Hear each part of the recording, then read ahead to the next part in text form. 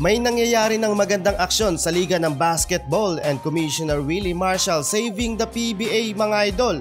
Magandang bagay ito mga idol na nakakaramdam ang mga official and management ng PBA sa unti-unti nitong paglubog sa larangan ng sports sa Pilipinas. Marami kasi mga idol ang daing ng masa at kinakaharap na problema ang PBA. Well, hindi ito pagiging bias pero ang MPBL ay patuloy na umaangat sa viewership kahit sabihin nating libre ang ticket na manood sa venue ng mga laban. At Premier Volleyball League unti-unti ding umaangat at nagiging paborito ng masa. Pero ang kinagis ng PBA ng nakakarami unti-unting nawawalan ng mga solid supporter due to many reason and problem ng liga.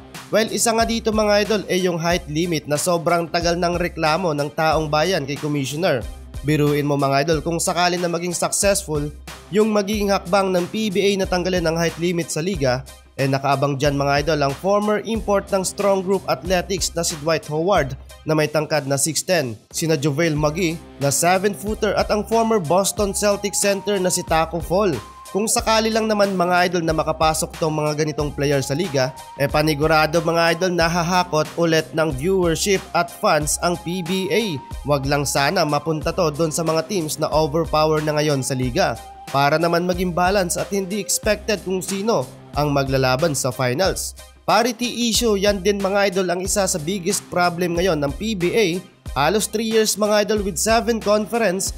Kung mapapansin nyo, pabalik-balik lang sa finals ang SMC at MVP teams. Number 1 reason sa kanila lang napupunta yung mga superstar player. Malalakas na nga yung team, mas lalo pang lumalakas. Isa pang problema yung mga farming teams ngayon sa liga. Not to mention mga idol, merong batas ang PBA na bawal magpalitan ng players ang sister team. Pero nababaliwala nga to mga idol ang ganitong rules ng PBA dahil pwedeng padaanin ng it's either mula sa SMC or MVP group sa mga farming teams ang mga players na gusto nilang ilipat via 3-team trade.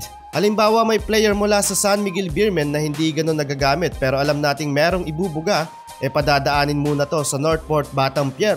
Pero ang final destination nito mapupunta din pala sa Barangay Ginebra.